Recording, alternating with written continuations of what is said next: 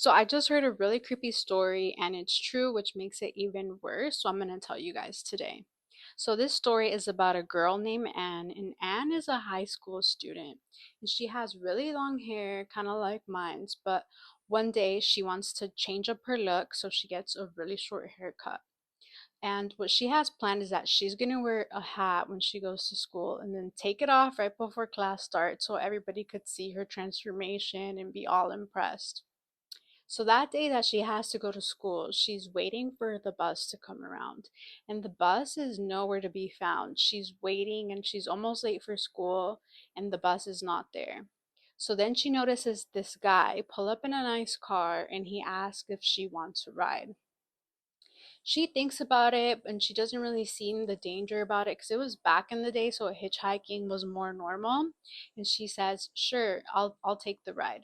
So she hops in, and the guy seems like to be like kind of young, not too much older than her. So they're in the car, and then she notices he's driving the opposite direction of like where her school is. So she's like, maybe this is a detour. I don't know. Maybe he knows another route. So she tells him politely, like, hey, you missed the way to go to my school. You have to turn right here. And then the guy is like, we're not going to your school. You should never take rides from strangers. So then she starts like regretting her decision because he's basically telling her, like, you made the wrong call by getting in the car with me. So she's really, really scared. And then the guy looks at her for some time and then he's saying, like, why do you have a hat on? And he takes her hat off. And then he notices that her hair's really short. And this is a complete stranger, so I don't know why he was so surprised that her hair was short and like why he took her hat off, but he sees that she has short hair. And then he has something pointy in his hand that he was maybe planning on using later, and he lets it go. And then he told her, "You're really lucky that you cut your hair." And he drops her just off randomly. He doesn't give her any explanation. He just drops her off on the side of the road.